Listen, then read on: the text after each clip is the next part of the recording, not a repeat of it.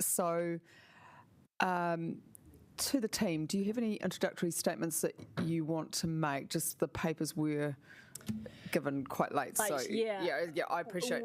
Yeah, we don't really have much introductory prepared. This was just an open session to cover any questions. Liam, do you have anything you want to kick off with? No, I haven't prepared any opening statements either, so it's a Q&A opportunity. We'll so just on the Q&A, I think Letitia's just working on a deadline for 3:30 today, or 3:30, for after the session, just additional questions you might want to ask, and then we'll try to get that reviewed and out this evening for you to continue. Now, if there's further questions, we can also update that, but we're just trying to make sure you've got all the answers in front of you for not just this paper, but all the other matters that we're considering on Thursday. Right, the ward councillors probably want to go first. Councillor Fitzsimons, do you want to? I actually was going to ask you to make some introductory comments because I'm awaiting a printout of the final paper. Oh, okay. So can you just outline broadly where things have landed, Yep. responses to the submissions, Yep, for sure. and kind of what I'm also interested in is kind of logistically the next steps. Yeah, okay. I'll just kind of refer to the executive summary and some of the key points. So in the end, there were 1,875 submissions that were made through this 3-week consultation period. Of those, 1,692 used the web form, the SurveyMonkey form, and of those, there was 67% of people that either supported or strongly supported the project, compared to 30% who opposed or strongly opposed. There were a number, about 175, I need to look further down the document, of submissions that were received via email or paper form. And one thing just to clarify is that we don't put those into the camp of the support or opposition statistics because we just like to use that from the very clear question that's made and not infer, even if in some cases it might be quite obvious that they're strongly opposing. Sometimes the emails can have a variety of, we support bikeways but blah, blah, blah, which makes it tricky to put them in the camp. So of that question on that form, did you support? That's where we had 67% support and 30% oppose or strongly oppose. So that's kind of where it landed. Some of the key themes in the document, the discussion section covers off some of what we kind of found were the key themes. Just to list those off, there was general support for the delivery of the bike network, this particular route, and accelerating delivery, getting on with it. There was a lot of specific design feedback, so you'll find a very long attachment 2, with hundreds of pieces of specific design feedback and the responses to those. But we've tried to pick up the key ones in the discussion document. So some of the key ones are around the intersection design of Mean Street and Ridderford Street, which you will have hopefully noticed that the traffic resolution proposes a change to what's there at the moment, which I think in general is supported by the submissions. Secondly, there was a lot of feedback about the impact of removing car parks on accessing businesses, but also, related to that is the impact on business revenue. There was feedback on the ability for vehicles to make U-turns around Kent and Cambridge Terrace. There was the alternative to design that got proposed by Gasly Motors that I think got I was away, but it sounds like it got some sort of coverage in the media, so we've tried to address that directly. There was some themes around the operating hours of the bus lanes and the use and design of the bus stop platforms, and there was some feedback about the consultation process. So those are the key ones that we've put a section for each of those in the discussion. But there's a much larger quantity of very specific feedback that's covered in attachment 2. So, does that help? What I'm after is changes we've made as a result of feedback. Yeah. So, as a result of the feedback, there are a number of kind of advisory marking changes that we haven't gone into detail in the paper about, but the proposed amendments to the traffic resolution that we are proposing are extending the loading zone on Cambridge Terrace from 24 metres to 30. So that was some feedback that it wasn't long enough for those car transporters to fit in there. So that's a small change. One of them was around relocating the start of the bus lane on Ridderford Street 50 metres north, and that was really about the legibility of people turning left from Hall Street into Ridderford, not really having enough wanting to get into the bus lane. So we're talking about moving the bus lane up a section to make that more legible. It was one of the really, it was not big, but the Newtown school talked to us about the impacts of removing the car parks on Ridderford Street to make the safe merge on the south side of the Main Street intersection. So the amendment to the TR is to make some pick-up and drop-off zones on Main Street and Ridderford Street for the half an hour periods, drop-off and pick-up for the school, and also altering some of the parking arrangements on Broomhedge to create another loading zone for the businesses. Which business? PCB. Yeah. Can you just talk into the microphone if any comments, thanks? Oh, so that was for the business of PCB that we heard from at our hearings. And then the other one is that we this is a bit of a correction, but because of the U-turns being closed, we were able to add in an additional 4 car parking spaces on Kent Terrace. We had 4 in the original proposal, but we're now adding another 4 at the second U-turn. So that provides an additional 8 metered car parks on the median side of Kent Terrace. The other suggestion that we're making or recommendation in the paper is to seek a separate traffic resolution to make the bus lane hours on Kent and Cambridge 24/7. They went out to the community in the traffic resolution as peak hours, so 7 till 9 and 4 till 6, and we got quite a lot of feedback around those should be extended because of the benefits to bus users and for consistency with further up the route. So we have felt that it was probably just beyond the extent of the scope of this one to lump that as a direct recommendation. So we're suggesting that we go back into a new traffic resolution just for the bus lane hours. That's great, thank you.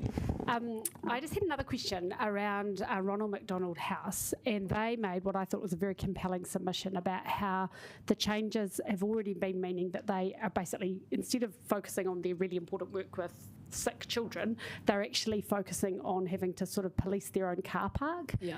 And I just feel like, we employ hundreds of parking attendants. These people have a problem because of our action, and we want them focusing on sick patients. Yeah. So I'm quite keen to find a way through this, like an MOU, or they'd suggested a barrier arm, but when we questioned them about that wasn't something that's helpful. But it feels to me like if we're creating a problem for someone in this kind of instance, we should try our best to help them solve it. Yeah. And it might be signage, it might be an MOU with our parking attendants.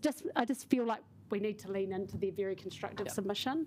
Yeah, absolutely. And the team's been bouncing around a number of ideas, and we will be having kind of ongoing conversations. So there's a few things that I've talked, and Renee, you can talk in more detail, but I know that the hotel nearby, so one of the actions is to talk to the hotel in a little bit more detail about how we can help their customers or visitors ensure they know where to park. I had one of the team who's on holiday send me a middle of the night idea about hiring a boom arm or those things the other day. Kennards apparently hire them. So everyone's kind of trying to brainstorm what we can do here.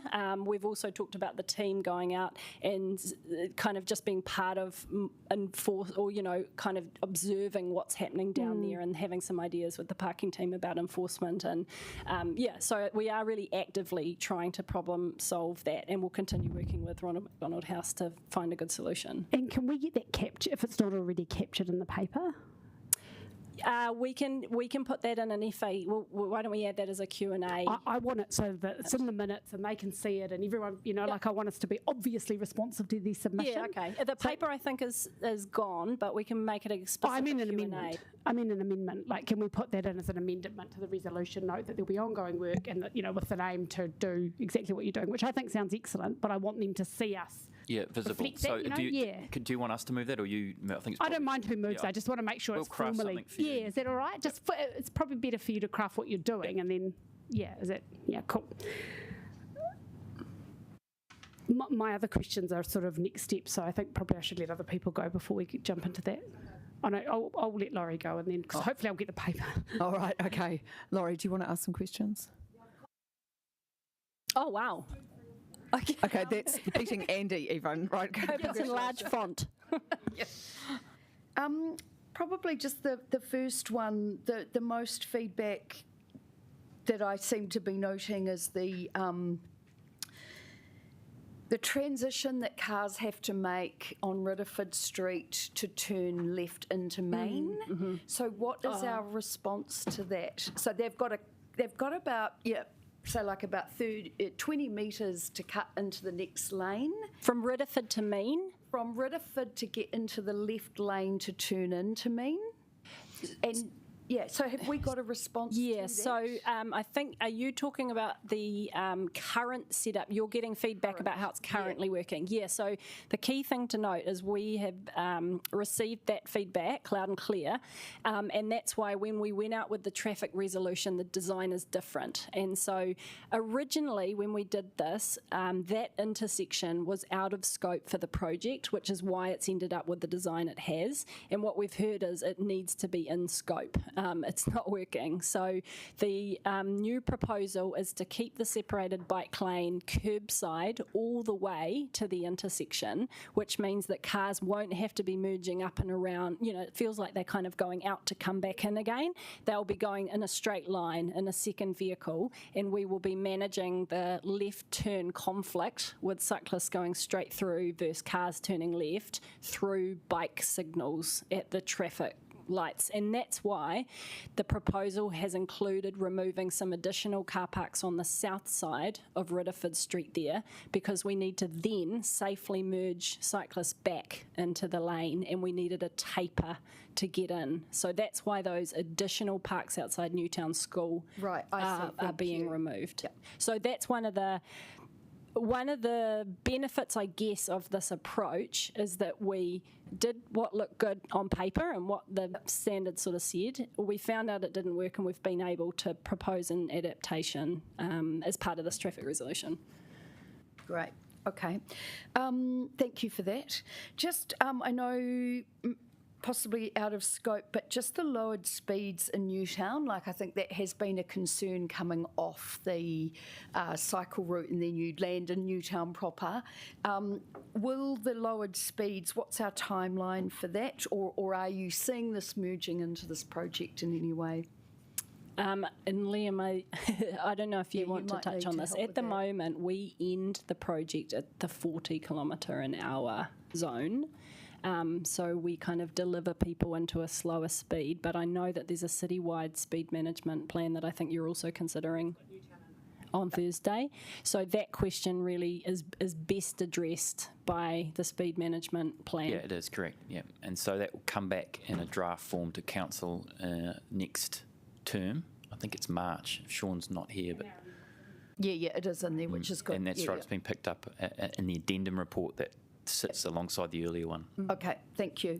I'll keep moving. So short stay parking on side streets, it looks like, how many in total have we amended to become short stay? And do you think there's the possibility to go further with that down the track? Side streets? So on most of the side streets, we've just added additional 2 short stay parks. So that's on Broomhedge and one of the ones near the Blind Foundation. They requested additional P10s because a lot of their customers get picked up and dropped off. So yes, there is opportunity within the, probably would be picked up in the wider Newtown parking management plan that will look at the whole suburb. to address some more of those short stay parking. Right. Just the emergency medical centre on the corner of, is it Gratine Street? So just after hours. Yeah, after hours. Opposite McDonald's. Yeah, so there are those two little parks where you can drive in. So are they going to go as part of this plan? No, you mean the indented parking? I think there's more parking. like 4 or 5. Yeah. So they are staying. Yep. One of the reasons they're staying is because the way cyclists get through that bit is with a bike signal that has crossed them out of the basin reserve. Right. So people on bikes are sharing the bus lane at that little bit, and the benefit is they've got a head start from the bike lights, so they're actually mostly able to clear that before they'll have things behind them. So we decided that was a okay compromise to make sure that the after hours medical centre still retained their indented parking. Great, yeah, because we hadn't heard from them and I was a bit nervous about that one. Was there any opportunity for short stay parking down those side streets? That side street is very short, and they actually have some dedicated parks. The after hours has more dedicated parks already down there. So, but that's something we could. Yeah, I don't know the details, but good to just keep this way rather than that way. It's pretty tight street. It is. Yeah. Okay. Cool. Thank you. Just wanted to clarify that. One more, probably the business outcome data. How will we receive that information and when will we receive that information?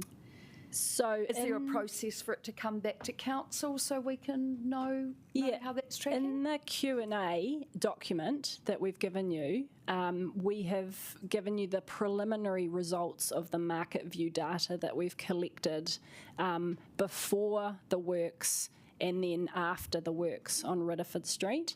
And the preliminary analysis that hasn't been peer-reviewed yet is showing that there hasn't been any discernible impact on average across the corridor. So that's not to say that individual shops or retails haven't had an impact, but on average, the data doesn't show any significant impact there. We will be looking to monitor that ongoing, and obviously it'll be a more complete data set when we're looking at the whole route rather than just Ridderford Street. And we would look to probably have some kind of initial evaluation of the project in total within 6 months after it's been installed. Will there be an official opportunity for that to come back to council, or is that something we could write an amendment on as well? Yeah, absolutely. Yep, you could give us a kind of a date to have a first evaluation report to you. That's the intention anyway of the evaluation report, and that would pop into action tracking through the P&E group, because we don't. Okay. So the committee, depending on the next triennium, will have some sort of planning function. It will come back through that. Yeah, I think it's probably worth giving us about 6 months to start to have a good solid data set. Yeah, and the other thing is that won't be the full story either after 6 months because of the way seasons work. If you start it in summer and end it in winter, you really want to get a full year cycle to start comparing things like counts. Yeah. But I think for the things like the market view data, because we can compare one corridor against a control corridor, we should be able to have some of that within 6 months. Things like speeds that we can report back more quickly on. Yeah, great. Okay. The bus stops, there was some fabulous ideas on how we could improve culture around the bus stops, the transitional bus stops. I think in good faith, as Fleur was saying, I think that's something that I feel like we really do need to have some action on and make that very strong. So have we got a plan for that? Because it just sounded a bit vague. Yeah, there's quite a lot of different things happening. I mean, fundamentally, the design of those things is based on national and international best practice. I've just come back from NACTO, the North American City Transportation Conference, and it was really heartening. I spent 2 hours in a session on this exact design with about 30 cities from around the world. It is the same design. So the fundamentals are there, but I think, there are nuances in the different places that it's implemented, and we will, we're taking a lot of the feedback that's coming in already we've been able to use to refine small elements of it, and we are still looking at a few more refinements that we can make to A, the one that's in at the moment, but B, future projects as well. We're working quite closely with the company that produces these, and so their next round of materials has taken some of this feedback on board. So for instance, like a shorter lip. So there are some things that we can retrofit for the one that's out there, but there are some things that will be better for future projects.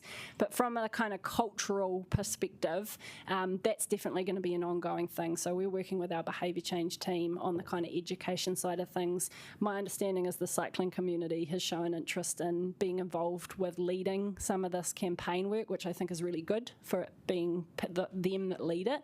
The team's also having ideas around talking to the community police partners around how they might like to be involved in the initial stages of the new ones going in. So like the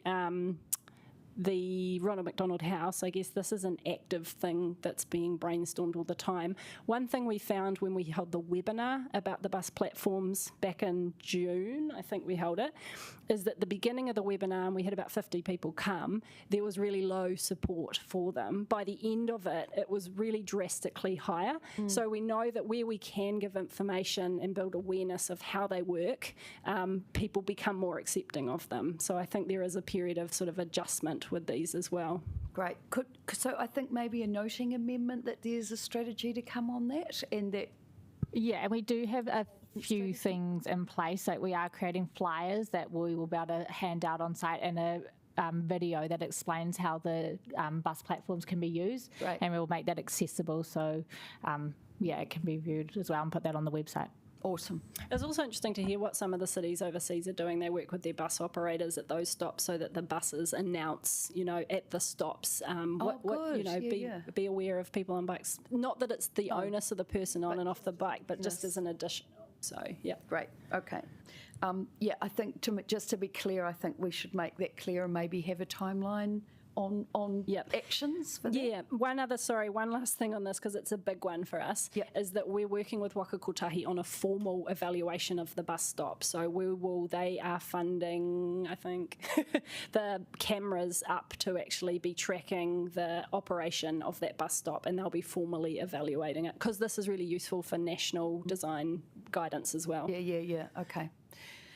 Just a last one. I think one of the submitters said something about the reduction of carbon emissions for Pāniki, Pōneke, or, would only be 0.4%. So I just want some clarity on that.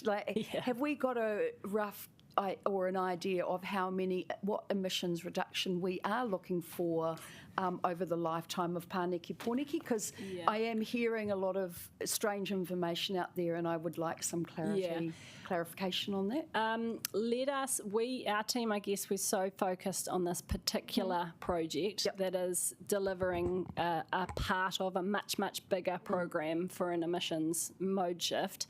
I think we better get some advice from Joe Hewitt's team in terms of program level emissions reduction. What I would say with modelling in this space is, to quote Moana, who gave me this beautiful quote 2 minutes ago, we don't need a weatherman to look around to see the weather. But basically, modelling in this space is based on the information. It's as good as the information you're putting into it. And sometimes when we don't have a track record of delivering, huge numbers of protected bike lanes, it's all very much guesswork. So I guess that was just one disclaimer I would say about the numbers, is it's often based on some big data gaps that we simply don't have. Okay, maybe if I just pop that in the Q&A and if you could get a response, that would it would be good to get something on record from us on that. I think. That's one page of questions. I'll let someone else have a go. Goodness me, you're taking lessons from the mayor. Very good. Right, thanks for giving that a thorough working through. Any other questions? Councillor Condi. Thank you. I just wanted to start with the comments from Mike Malor on behalf of Living Stretch Aotearoa. And there were two particular things he brought up when he came to speak to us. One was about on Adelaide Road that people would be boarding and deboarding buses from the bike lane. Can you explain that to us and how it's going to work and why we think that's an acceptable solution? Yeah, so I think that was just a misunderstanding with the plans from him. So we will have the bus platforms, 3 of them on Adelaide Road, so it will operate the same as Redford Street. The one difference, sorry, there is a slight difference with Adelaide Road is that we don't have as much space there as we do on Redford Street. So what we've got on Redford Street is the bike lane and then a big buffer platform. Adelaide Road is more constrained. So I think what he might be referencing is that it feels like you are coming straight from the pavement to the bike lane to the bus without that buffer, which has been and it is suboptimal, but I guess that's the best that we could do with the road width. And this is a design that they are using all around the world. And we just got an evaluation today from Seattle, which has the exact same kind of widths and things, and there's no safety or operational issues showing, which doesn't mean to say, that we might find that it doesn't work here, but the design is the best that we can make that road corridor. Okay.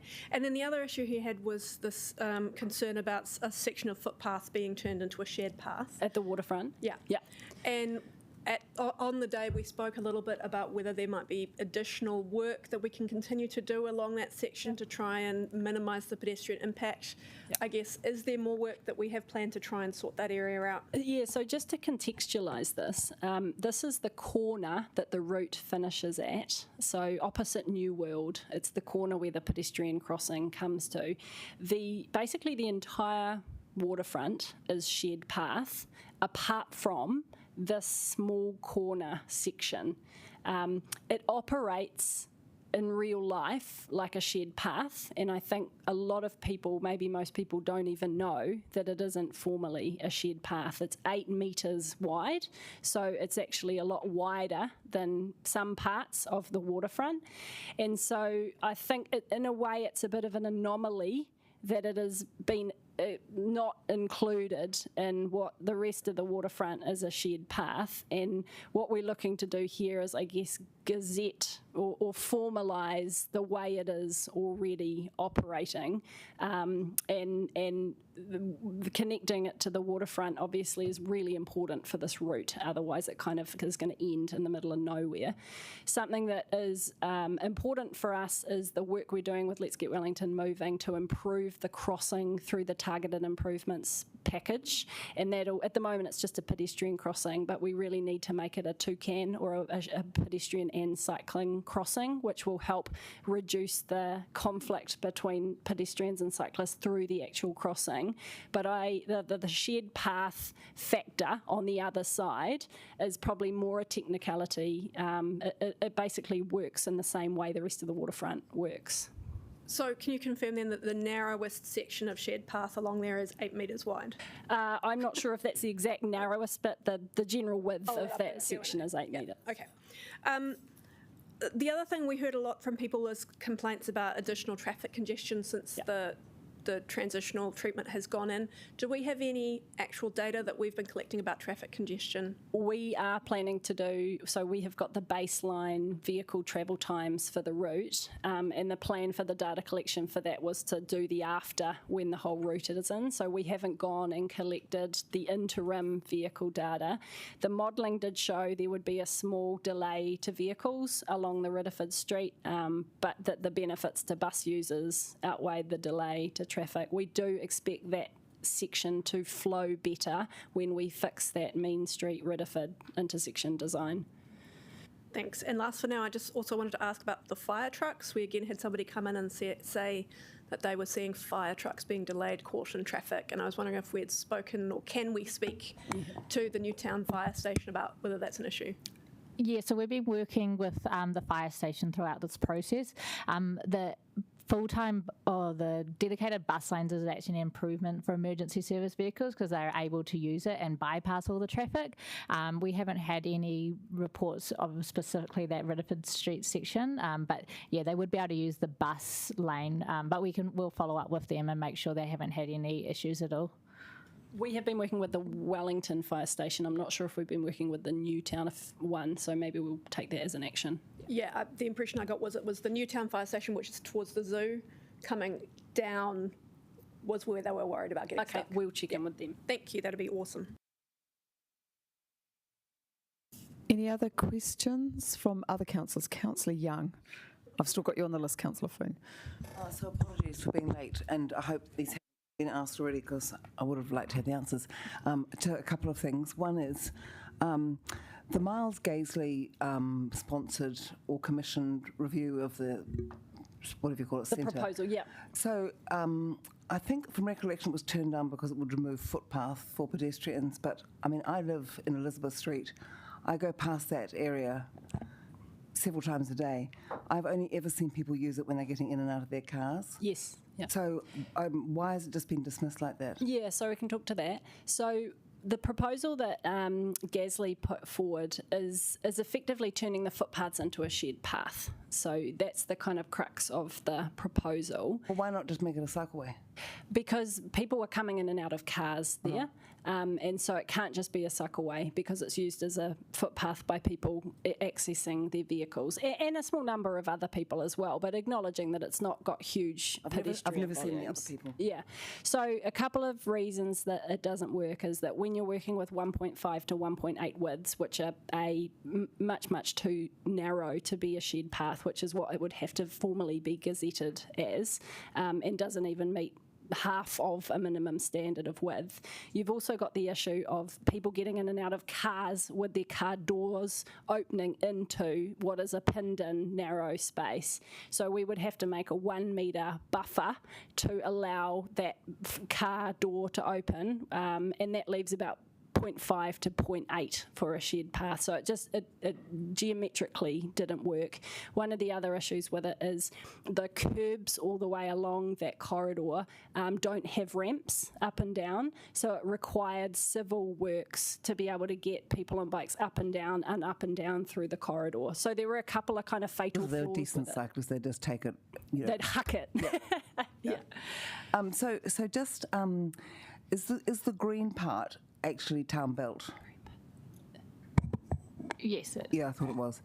And then the other question, so I used to go to Newtown quite a lot to do shopping in my car, and I went the other day to the place where they try and give me eyebrows because I'm so pale, and she said her business has gone down by 50%, and she's going to have to get rid of staff. And she said because people, I mean, she was a destination place. And so what do we say to those people? So, yeah, we were just talking about the economic impacts to businesses before. One of the data sets that we have been collecting is the Market View economic impact data. And so what a preliminary analysis of that is showing is that there's no discernible impact on average, but that's not to say that there aren't individual retailers. The average height of women is 5'4", and I was at my peak 5'10". But I guess the best that our data is showing is that across Ridderford Street we haven't seen any discernible impact compared with other parts of the city. What we have seen with the economic data is a huge impact of that the COVID is having on businesses, but the difference between what's happened in Ridderford Street since we put it in and what's happening on Kent and Cambridge, there's no real difference in the trends of that data. So you're saying that Kent and Cambridge are the same as Ridderford Street?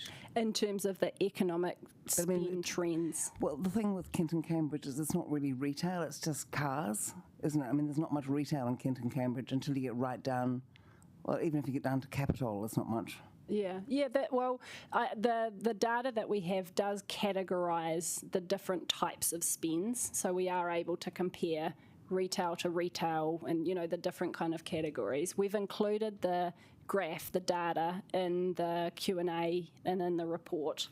And what you do see is a significant impact from COVID on businesses over the last few years. I was just going to say, and we did compare it to the rest of Wellington and suburban retail as well, to just focus on that retail aspect. Okay. So the other thing is, I mean, I'm horrified that we're putting this through when we are 23 days away from the election. Is it what you're saying? Oh, you just had your eyebrows done.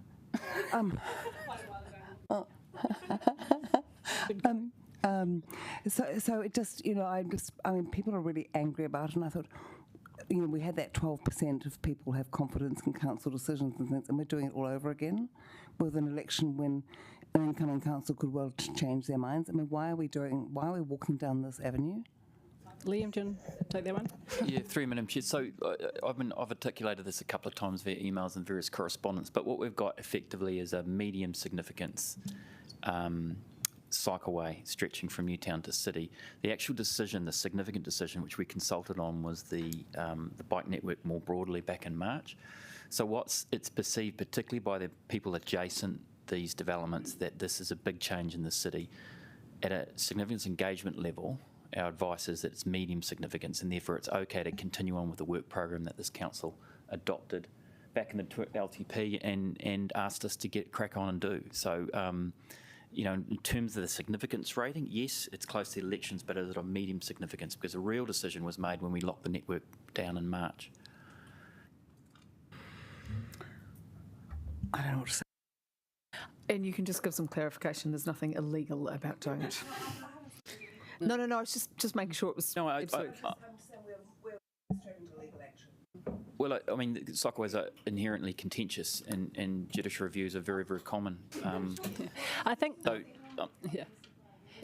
The other thing, I guess. Well, this again is a political decision. The governance team need to agree or disagree on this, but we're effectively delivering a program of works, and the real decision, locking the network in, was made in March.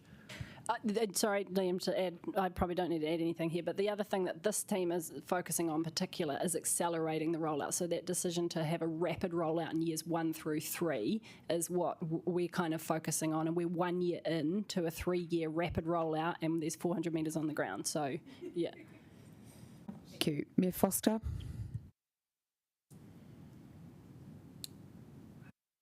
Yeah, look, thank you. First question I've got is just around the discussion you've had with Mr. Gaisley, the turnarounds. There's a reference in 36 of the paper about doing some further work on that, with the prospect of doing something on the southernmost turnaround. I'm not sure that's reflected in the resolutions, is it? No, that's right. Is that right? Yeah. Please. Look, very similar to the 24/7 bus lane, Your Worship. But the thing about that is the evidence from the submissions was so compelling, we thought we'd better include it in the resolution. This particular matter relates to, these businesses on the east and western side of Kent and Cambridge, and their desire to be able to transfer goods, produce, and just generally get from east to west across the Kent and Cambridge median barrier. And so what the team have done is had a look at that. They've got an indicative design, some high-level costings. It does require moving that moving that pedestrian crossing to align with the U-turn further north. But that is over and above the budget, the scope of this program in particular. And it would require a traffic resolution in their own right, because we've still got to get down there and do some detailed design. So in this moment in time, we left it out of the resolutions, but that's of course a decision for council on the day. So you wouldn't have any difficulty with including a request to do work on that particular matter, because at the moment it's silent, even though it's referred to in the paper. Yeah, so that work would actually require a separate business case. It would be a significant investment, and it would have disbenefits to pedestrians who would have a delay in where they're going by having to move. And I think I understand all that. My question was whether we should actually put a resolution there if we're proposing that happens, because otherwise we're silent, which means we're not proposing. I think the concern we had with putting in the resolution, it's a Wakakotahi and also road as well, so we haven't had time to talk to them about a potential design in that sense. Is that right, team? Yeah, it's also not supported by the evidence yet. So the thing about the bus lane one is that the evidence suggests that we will get significant benefits from that. The volumes of vehicles that are using that U-turn is actually low, and the modelling suggests that there would only be a minor impact on congestion in terms of closing the U-turn. So we don't expect it to be an issue. With respect, Claire, I think you're trying to answer the question. All I'm saying is the resolution is about asking that you do some work on the question, not about what the answer is going to be. Sorry. Yeah, okay. Cool, thank you. Second one is just, can you give us a little bit more information on bus delay? There's some information in the paper which talks about 78 hours, I think it is, at peak and 152 total. What are we seeing? Are we seeing there must be times of the day which it's concentrated, maybe it's concentrated around the fringes of the peak. What have we got in terms of data there? So from the bus priority action plan, we can see that there are delays to buses along this corridor from 7 a.m. through to 6 p.m.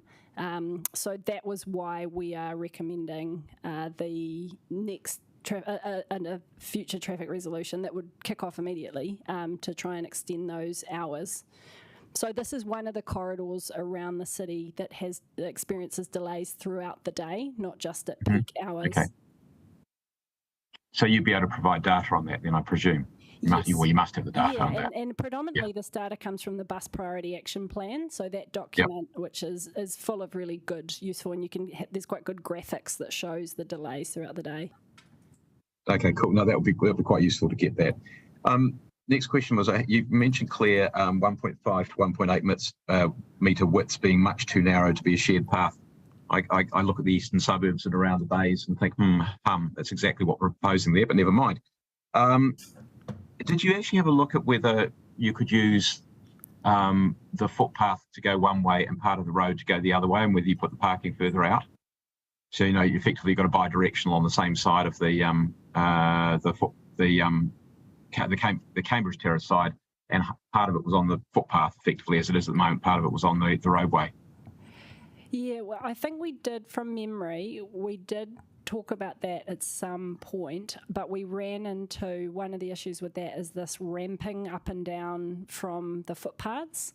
So this part in particular is going to be used, we're installing using adaptable materials, and by the time we'd done all the curb work to be able to get up and down from those footpaths, also because from memory, it didn't have any benefit in terms of the parking. Like, we still had to take the parking out to get that one direction on Cambridge Terrace, but it had a disbenefit to pedestrians who now have their narrow footpath shared with quite high volumes of people on bikes. So as a general rule, we try and minimise the impacts on pedestrians, and we knew that one wouldn't go down very well and has a disbenefit to them.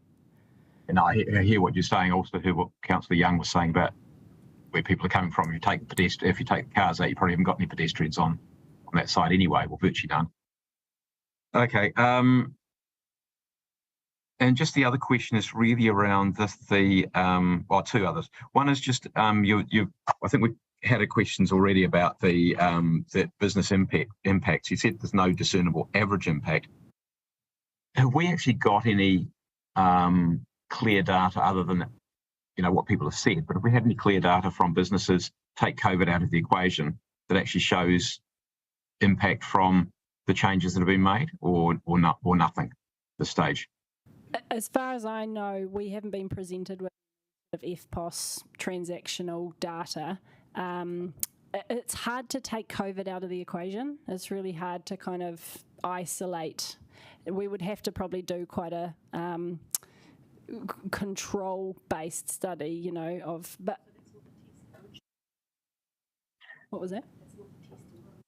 Use your microphones. But I mean, we are interested to monitor the impact, but I think Councillor Fitzsimmons, you're talking about that's not the objective of the project. The objective is to... Well, yeah, I'm just interested in how we would do that through this project when our test is mode shift, right? That's why I'm trying to be quite responsible in my comments with businesses, because we're looking for mode shift results. Yeah, and I think because we haven't predominantly, so we've installed Ridderford Street, but we don't have the connected route yet to bring the full benefits of kind of better access by bike and bus to the area.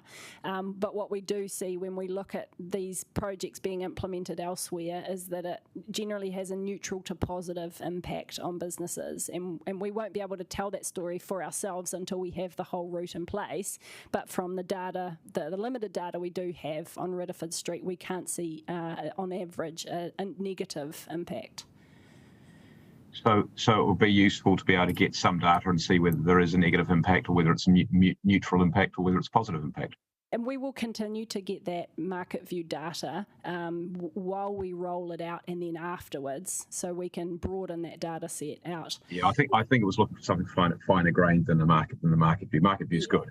We would be really open to doing a more in-depth study with individual businesses if they were interested in kind of opening that information up to us. But otherwise, we don't really have access to individual FPOS data.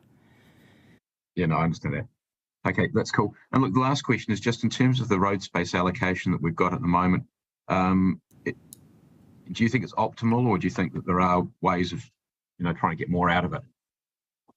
I think I'm thinking at the moment. Obviously, I'm thinking of Riddiford Street because that's the bit that's actually been done. Oh yeah, I think we've optimised it as best we can, pretty much for every inch. There are some design changes, particularly that intersection, but these corridors are pretty constrained by the time you're trying to deliver bus priority, protected bikeways and maintain traffic lanes. There's not too many ways to cut this. We've got minimum standards, we've got the lanes at 3 metres, we've got bike lanes that in some areas along here are at minimum standards, so there's not a lot of centimetres remaining. Yeah, could you just furnish us with what you've got in terms of lane width and total width? That'd be helpful. Much appreciated. That's me. Can I just ask a question following on from Councillor Young, because some of our constituents in Mount Victoria have a different vision for the Kent and Cambridge Terrace. So I presume you're thinking, high-rise buildings, but also more green space in the Canal Reserve. And so while it's dreadful at the moment with car yards, there is hope for better. So just in terms of you're working with the Let's Get Welling Moving team about starting to begin that transformation? Yes, so the idea for this project is that we basically use it as an evidence base to inform the permanent design along there. We know it's confirmed as the MRT route, and that whole corridor is going to change significantly. So, things like the U-turns and some of that stuff, that'll all be very, very different. I imagine when we try and put mass rapid transit, when we do put mass rapid transit down that corridor.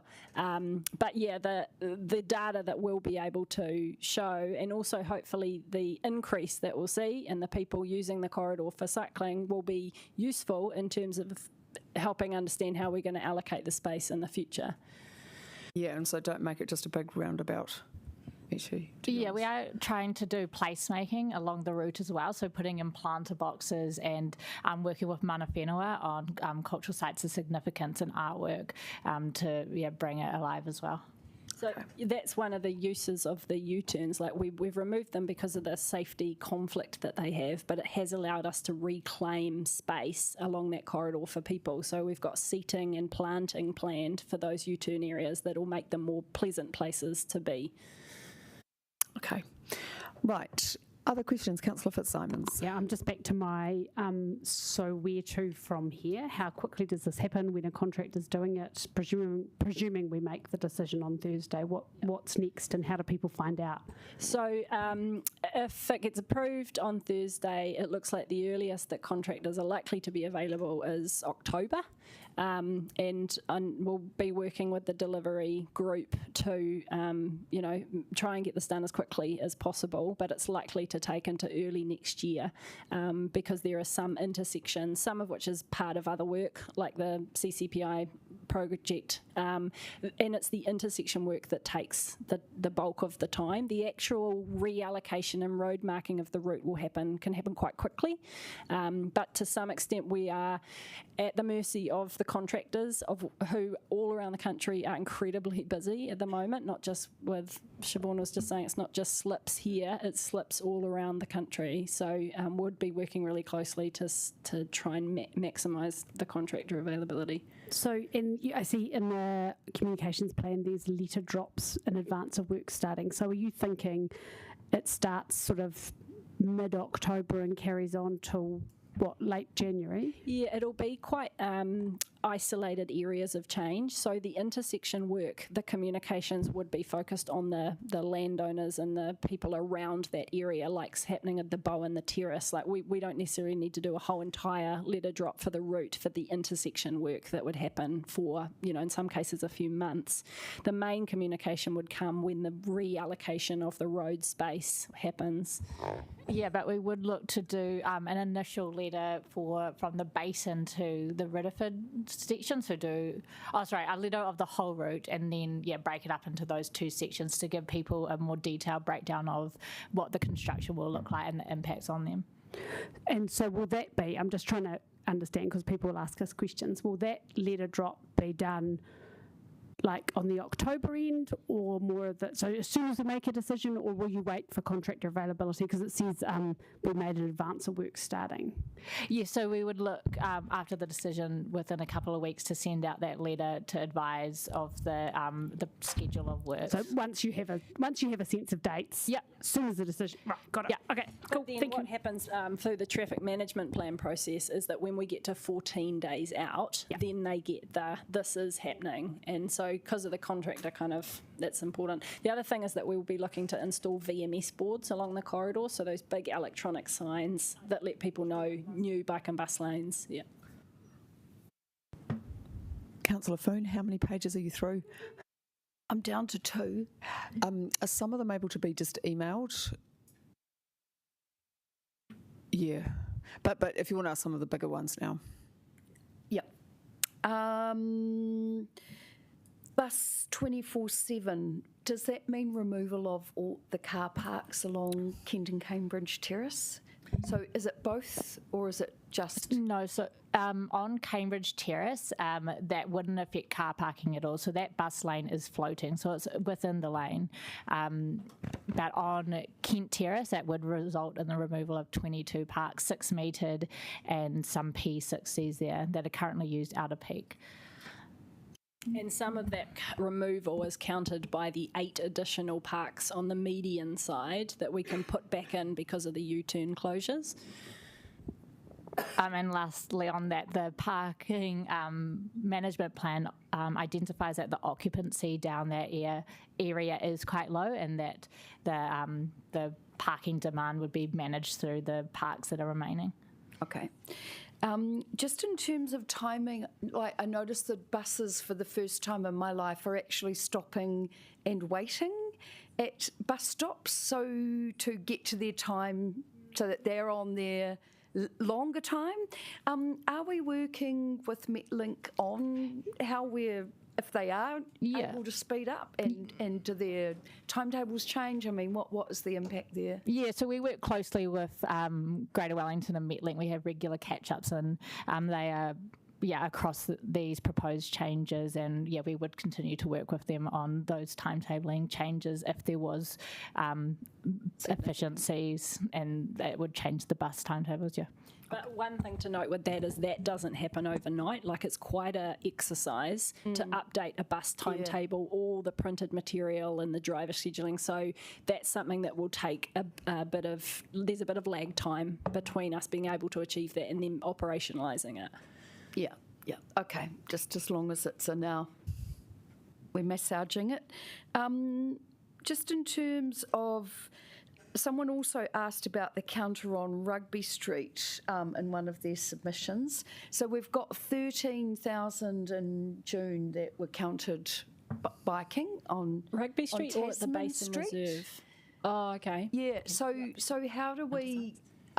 So for them, it looks like, well, that's the route that people are taking. So how do we explain why we're going here and what we're expecting the difference to be? Absolutely, yes. So at the moment, a lot of people turn left and go down Tasman, and that's we expect, because Kent and Cambridge is very unfriendly to people on bikes. So we will expect to see a shift from Tasman and Tory back over to Kent and Cambridge. However, some people are going over to like Willis Street and other parts of the city that left turn there makes sense. We've got a new counter being installed on Cambridge Terrace where we haven't had one before. And so that'll be able to track numbers along Cambridge. We've also got some data being recalibrated from the counter at the Basin Reserve. So overall, our data sets are kind of going to improve over the next 6 months. So we'll be able to tell the difference between who's going left, who's going straight through, has there been a shift. But that routing is, we think, because of the deficiencies in Kent and Cambridge. From personal experience, yes, it is. Yeah. Just a smaller one, but just on design and to enhance the ease for active transport modes to reach the businesses. Are there little bike off ramps, just that people can get off the cycleway easily, and little stations that look attractive? Because I think we really want to show the businesses that we're encouraging different modes to reach them.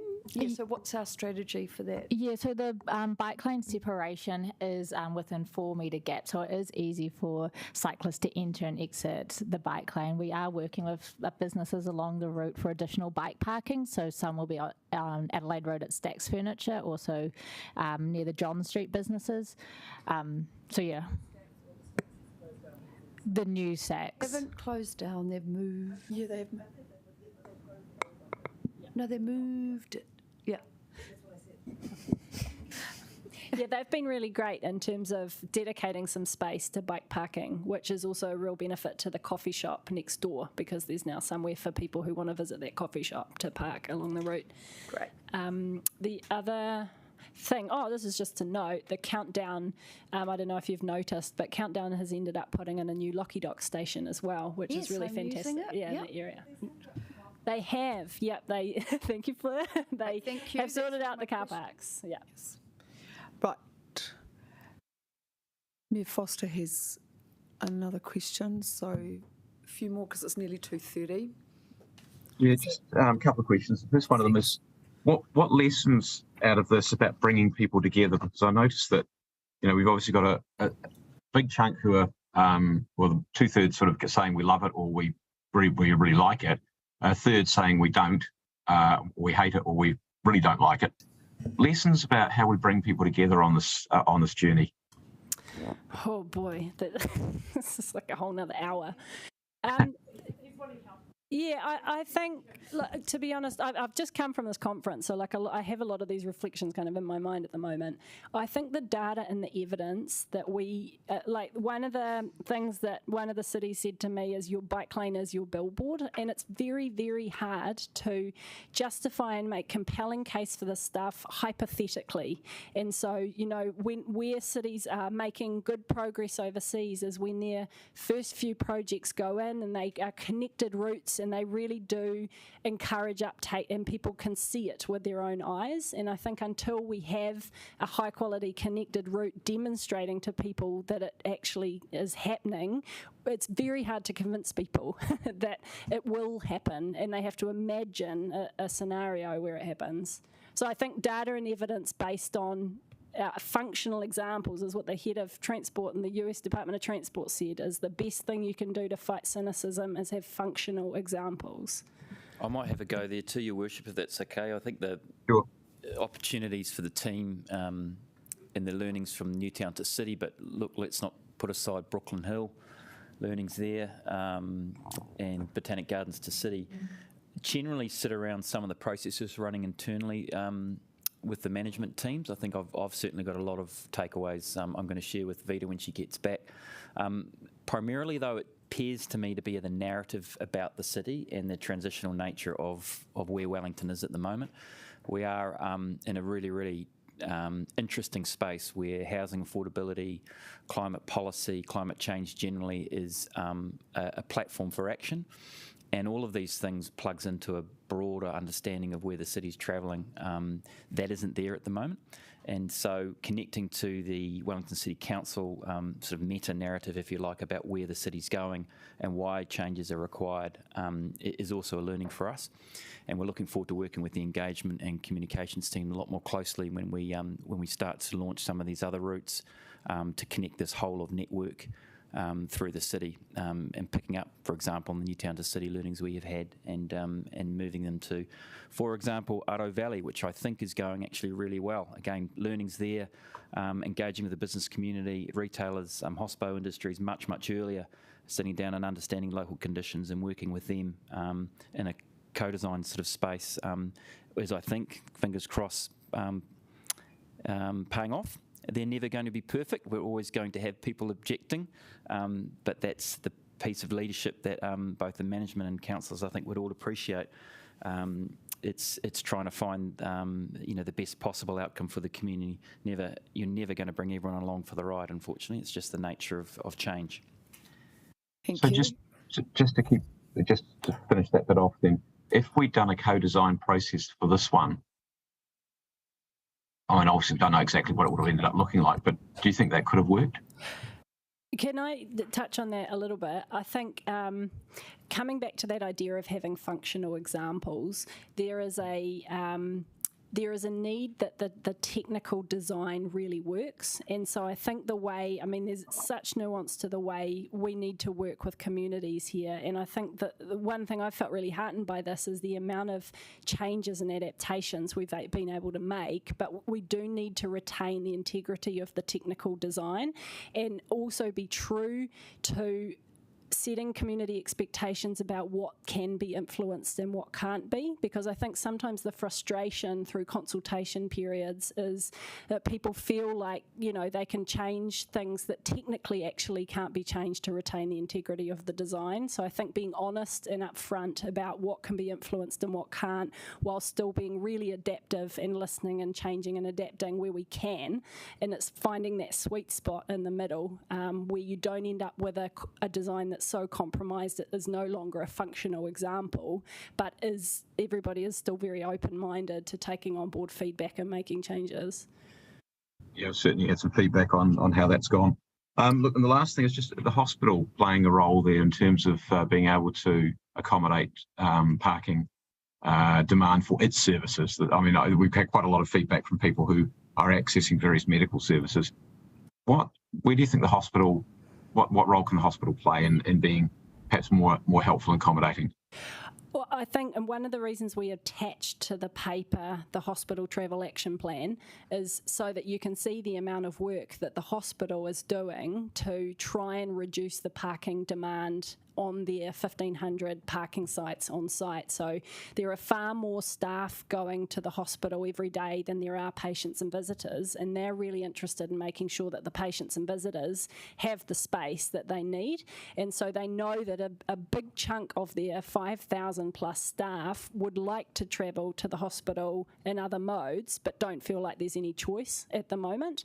A lot of them are coming from within 2 kilometres. A big chunk are coming within 5 kilometres. So I think the hospital is doing a really good job of sort of strategically seeing this bigger picture of providing options for their staff to free up parking demand for patients and visitors. And so this project, that's why they are supportive of this project, because they can't do their work without the streets changing to give their staff options. But they're looking at sort of incentives. They've got a travel survey they're tracking. They're actually doing quite a lot of work in this space. So they will continue to monitor that, what changes there are in terms of staff travel. Yeah, I think my understanding is they do annual travel surveys, and there's one due at the end of this year. That's useful. Okay, look, thank you. Thank you. Right, look, we were scheduled just to go till 2:30. Deputy Mayor Free, how many questions do you have? One, sure. Yeah, the hospital was planning to have a car parking building. Are they still planning that for their staff? I have been chasing this question down since you asked, and I haven't had the response yet, but my understanding is that is something that there's no one, I don't think, at Wellington City actively pursuing that at the moment, but it requires a separate business case. So it was for a later stage of their travel action plan, and the earlier parts of the travel action plan are focused on encouraging people to come in different modes. And then I think the car parking building was kind of like a later step that required a lot more business casing to do. But if I might have more information by Thursday on that. Well, that's a horrifying thought that someone built a car park rather than, healthcare facilities. Anyway. There is a new car park that's gone in as part of the Children's Hospital with 150 new parks. There are doctors that do need to get there in the middle of the night. Talk about that on Thursday. Right, staff, thank you very, very much. You've worked incredibly hard. I know, Claire, you've just got off a plane, so... This one has done a lot of work for the Thank you, Renee. Thank you very, very much. Okay, so if there are any questions, you've got a bit more time, but just keep sending them through. I think it's just and we will have time on Thursday to ask any wrap-up questions. Yeah. Can I just confirm? Actually, I'll talk to Liam about those amendments that were discussed. I've just sent